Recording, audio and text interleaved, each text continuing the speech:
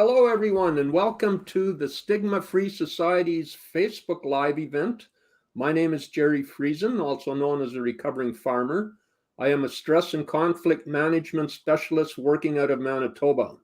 Because of my own journey with mental illness, I have a real passion in talking about it because it is in talking with others we can find a path forward for ourselves. You can learn more about me by visiting jerryfriesen.ca. Through this Facebook Live event, I am representing the Stigma-Free Society, which is a Canadian registered charity that aims to reduce stigma of all kinds with a focus on mental health. This event is part of their Rural Mental Wellness Toolkit, an online community-based mental health program that creates access to mental health education and peer support training, as well as practical and relatable resources for those living in rural and agricultural communities. You can find the toolkit at ruralmentalwellness.com. I'm excited today to have the opportunity to chat with Erica Leniczek. I hope I said that right, Erica. You did. Good job. All right, perfect. And welcome to Stigma-Free Facebook Live event. Really looking forward to having a chat with you. I saw you smile when I said the recovering farmer.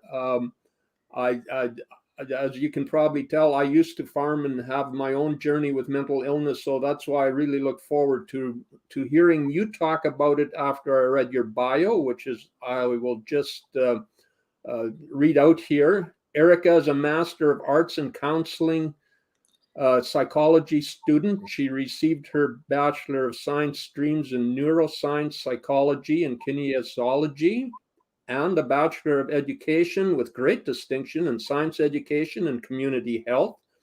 Erica is a crisis responder and has 15 certifications in various health and wellness fields that include, but aren't limited to, certified personal trainer, certified mindfulness instructor, mental health and psychological first aid. Erica works to reduce the stigma for help seeking in agriculture and aims to help individuals feel supported navigating mental health through simple in-your-pocket tools. So again, Erica, welcome. Thanks for having me on today. I'm really excited to chat a little bit about mental health and ag. And just so people know, Erica is located just outside of Edmonton, Alberta. So we're covering the Prairie provinces today. So, yeah. Erica, can we start out by you sharing with us your personal journey and what inspired you to focus on mental health, particularly in agricultural communities?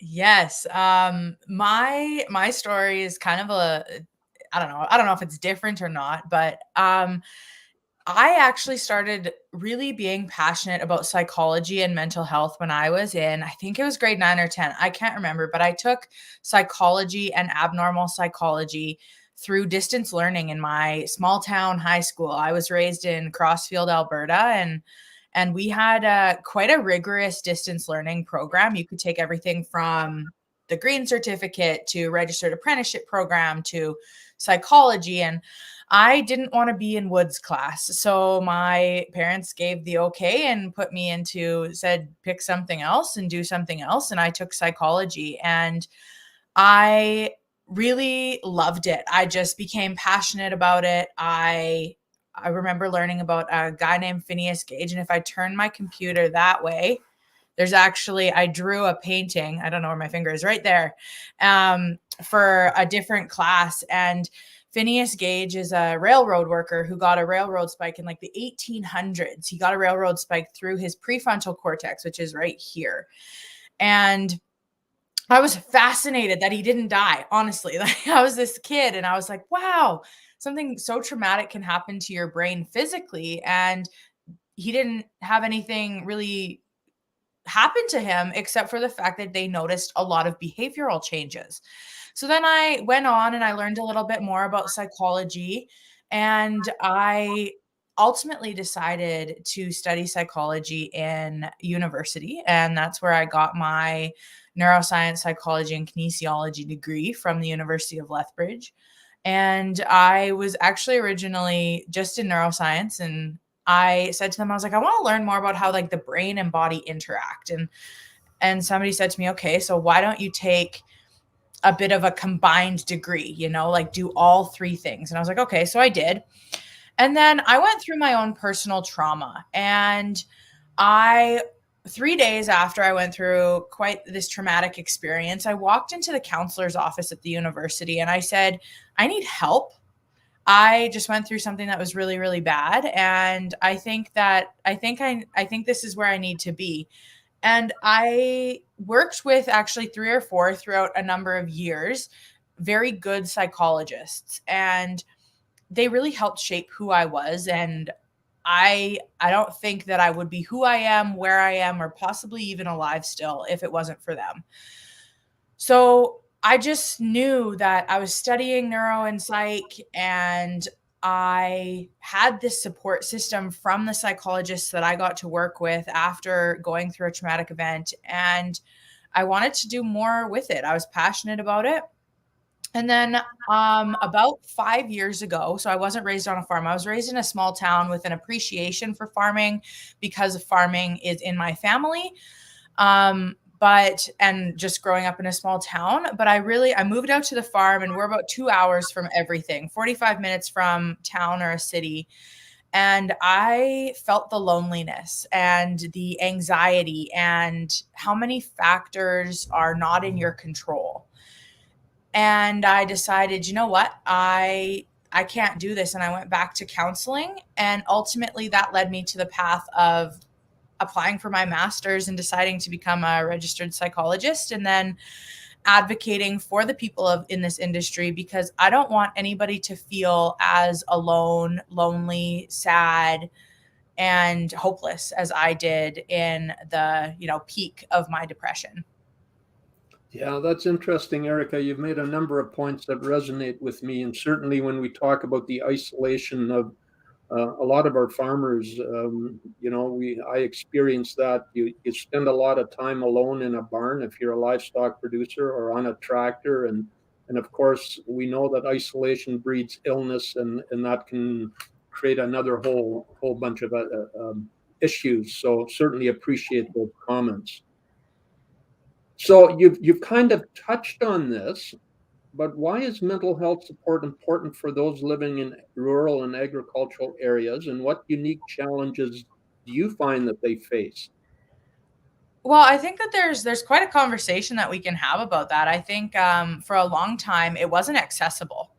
And I think that plays into the isolation and the loneliness, right? You have a bad day and you come home and you didn't leave home in the first place. A lot of people, when they have a stressful job, they have that commute to go to and from, to kind of de-stress or do things that might make them feel better. Listen to music, take some deep breaths, stuff like that. And that commute can actually be a really powerful time for somebody. But when you work on a farm and you live on your farm, your commute's a 10-step walk most of the time. And I think that that's a really unique challenge that farmers face. And it's also something that makes life a little accessible, right? Little less accessible.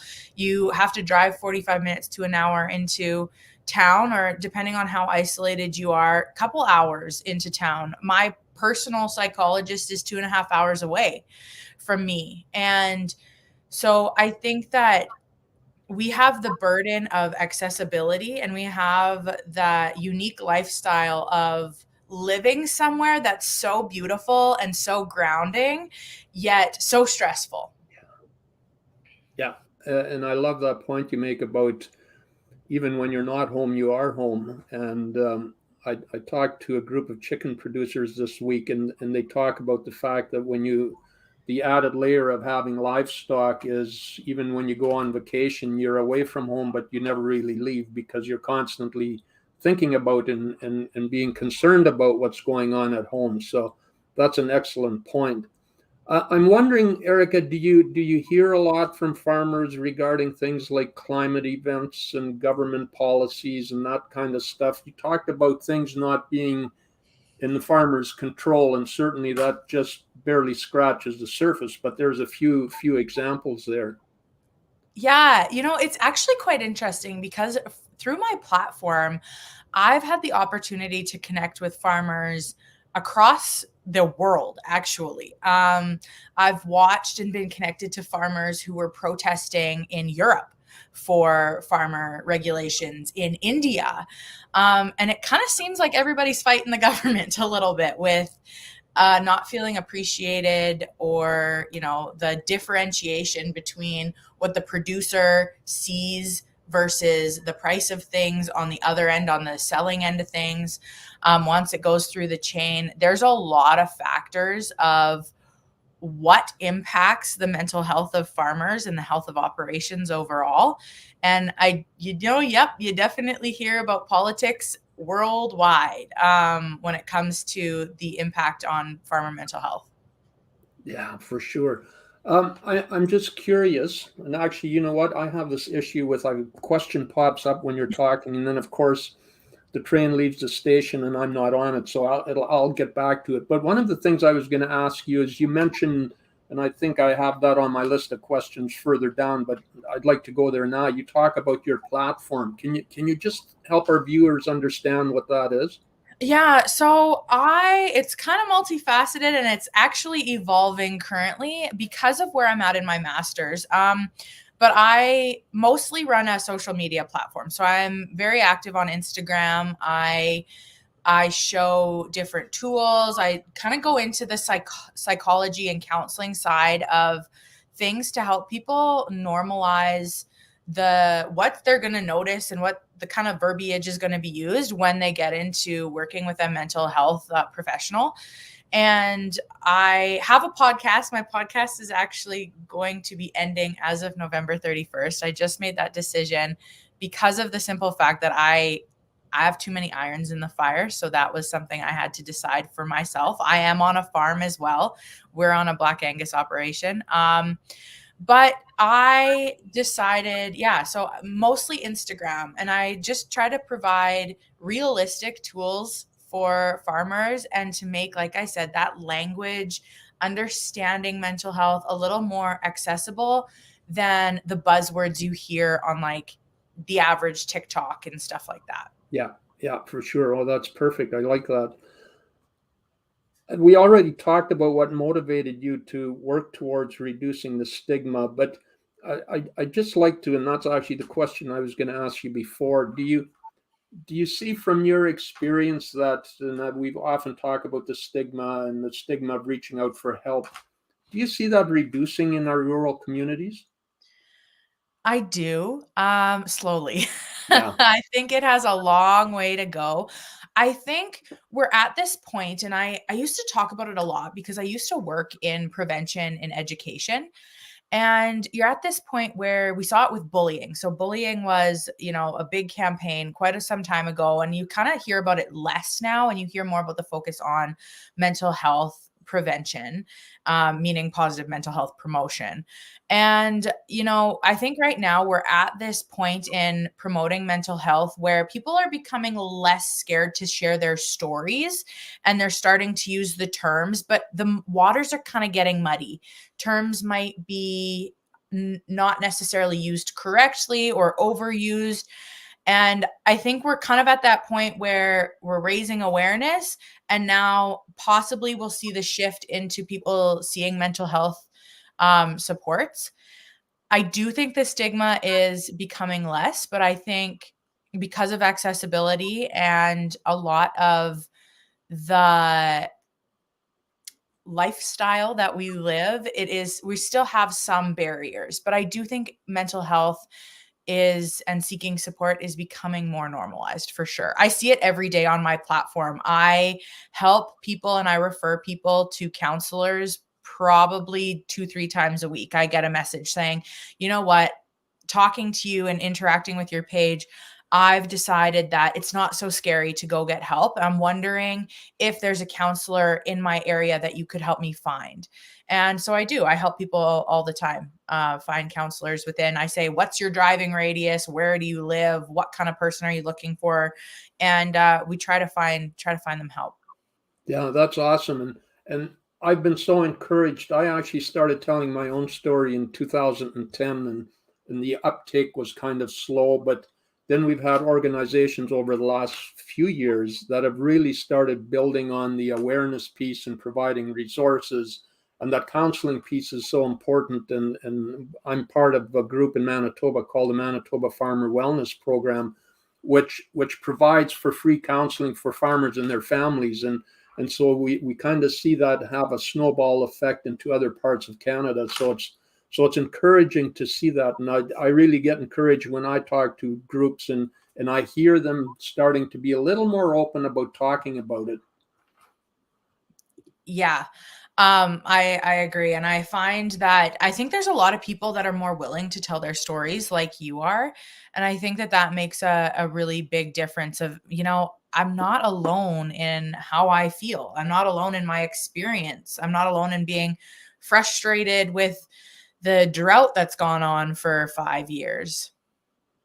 Yeah, for sure. That piece about not being alone. And I mean, that's of course kind of, in addition to the isolation, we often, when we're out there alone, we always think, well, we are alone, right? And nobody else knows what we're going through, and nobody else can possibly be experiencing this. And yet, when they have the opportunity to talk to someone else and they find out, hey, I'm not alone, that's a huge step right there. Yeah, it really is. And you spend so much time of your day. I call it like harvest. I just got interviewed for a piece about harvest, and I called it like fishbowl donut time, where you're spending a lot of time in the combine, which is like a fishbowl. You can see everybody else doing stuff, and you're kind of by yourself behind the donut, the steering wheel, and the effect that that has, because a lot of times you do that by yourself, Yeah. right? And you might be with a crew, but you're still isolated. Yeah, for sure. Oh, I like that. So when I introduced you, Erica, there was something in there about in your pocket tools for mental health. Can Mhm. you explain that and talk about how they benefit rural communities? Yeah. So I noticed that when I was lucky enough to when during my going to counseling for myself, my all of my counselors either lived on farms or were connected somehow to agriculture or horses or something. So they kind of understood the lifestyle. But in talking to people on my platform, I heard from a lot of people that they were told to decrease their stress by decreasing the size of their operation, or to just work less hours and stuff like that. And I think that there's people out there doing a really good job of educating therapists on not saying those things. But I also found that the mental health tools that a lot of people are told are inaccessible, either because of time constraints that farmers have, or because of the fact that they're living far from town. There's too many hours in a day. So I came up with the idea. I'm not going to say it was my idea. I'm not reinventing the wheel. I'm just putting it on something different.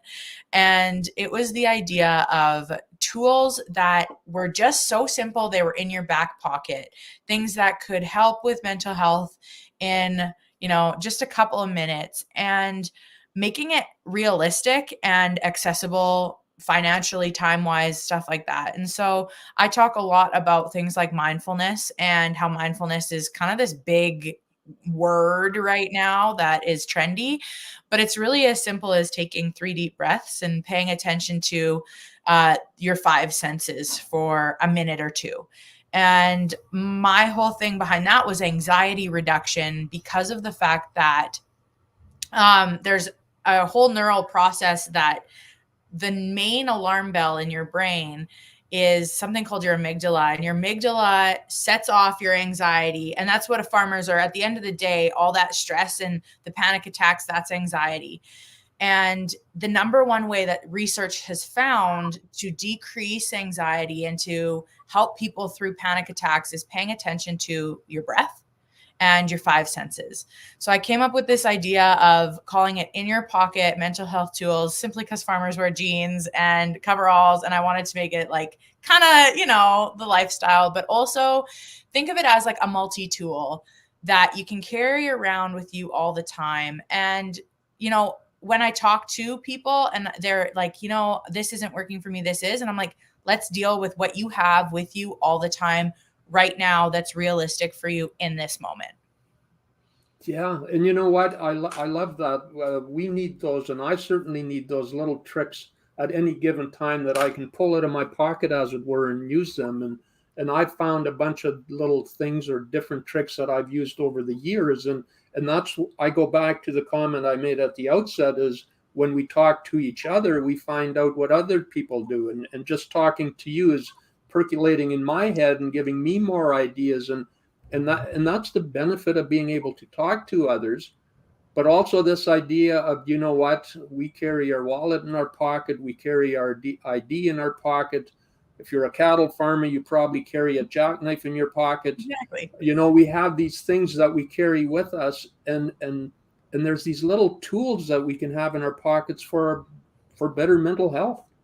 Exactly. And that's what it comes down to. And like, I remember my one counselor said, you know, Erica, just pick up a rock and feel the rock and look at the rock. And I'm like, man, there's rocks everywhere on farms, right? Like you can simple things like that. So it's really, and it's person specific. Just because it works for me doesn't mean it's going to work for you. But hopefully my goal is to give people these simple tools that can really make a difference in their day to day. So, and you kind of answered this one already, but is there any more you'd like to say about the role? What role can simple, practical tools play in making mental health resources more accessible to rural residents? I think people, when they think about mental health, think about this big, daunting cloud.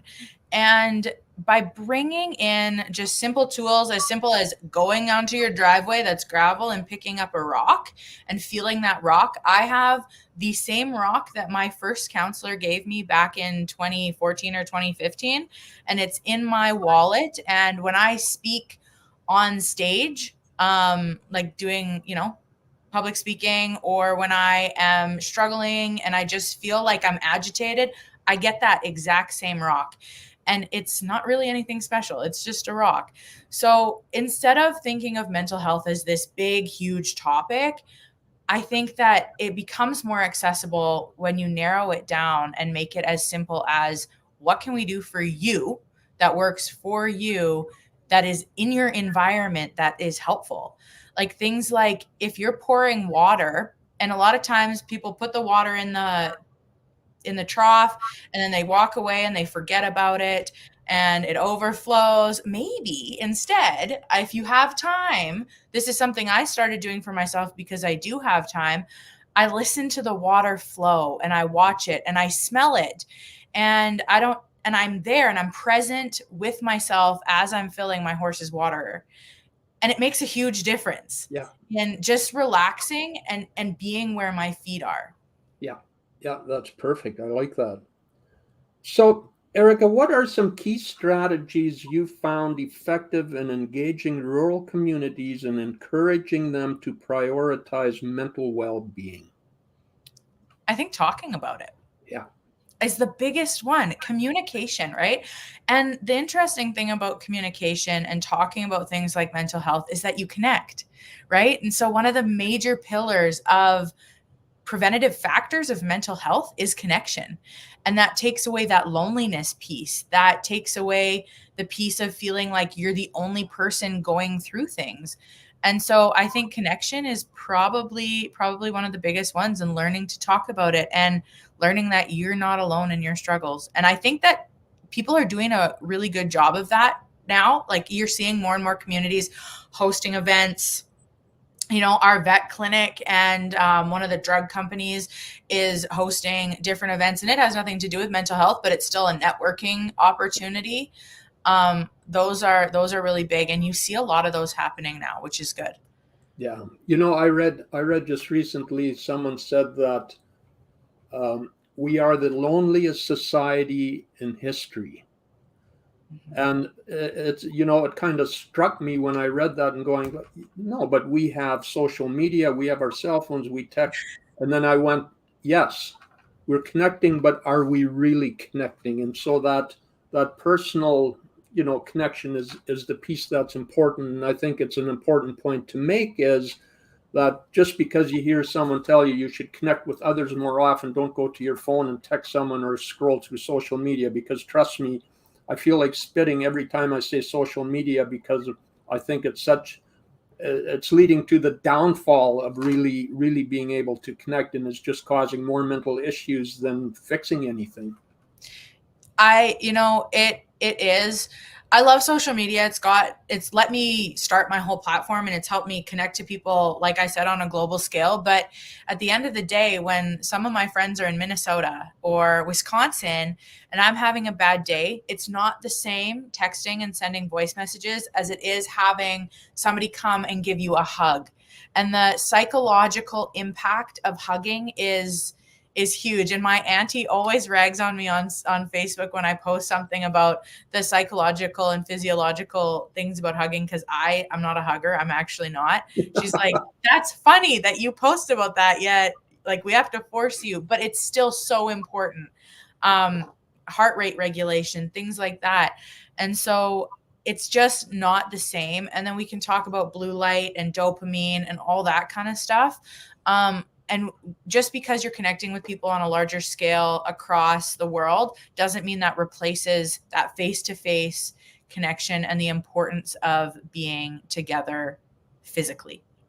I had to laugh when you said that piece about hugging, because I certainly don't either, and it's really interesting. But I'm also a staunch proponent of that connection, because I've learned a lot over the years about oxytocin in our heads, and often called the cuddle hormone. And so, the simple act of hugging someone, shaking hands, looking at just into the eyes of someone else, releases that hormone in our brain, which is very helpful for stress relief. And so, as much as I may laugh about it, hugging is important. It is. It's just funny that she makes fun of me all the time. She's like, that's interesting. I'm like, don't call me out. I like that. And if my kids are watching this, they're going to get a real laugh out of that too. Yeah. But so I know, again, the half hour goes by way too quick. We have a couple of minutes left. Are there any success stories or specific moments in your work that stand out for you in terms of making a positive impact on rural mental health? I tried to think of this question, and it's kind of like, because of the work that I do, I'm bound by a lot of confidentiality and ethics. But I just find when something that really helps me is when I have some random stranger say to me on social media that I helped them get through the day, or I log on to my crisis response platform and I get told that I saved somebody's life. And that to me is, I'm like, okay, this is why I do this. I don't even know these people. I don't know where they are, what their story is most of the time. But I find that just those small comments that are huge, are really my big successes. And I think that just being able to help one person was my goal when I started this whole thing. And I think that the fact that I'm here today and I'm getting to talk to you is proving that I think I'm doing it. Yeah, absolutely. And I really appreciate what you said there. And I totally agree with you. We do our work. We're trying to help people. And sometimes we wonder if actually what we're doing is helpful, but then to receive comments, by social media, direct messaging or text messages is incredibly important, and just supports the fact that the work that's being done, the work that you're doing, Erica, is incredibly important. Thank you. Yeah. It's weird. But it's good and I love it.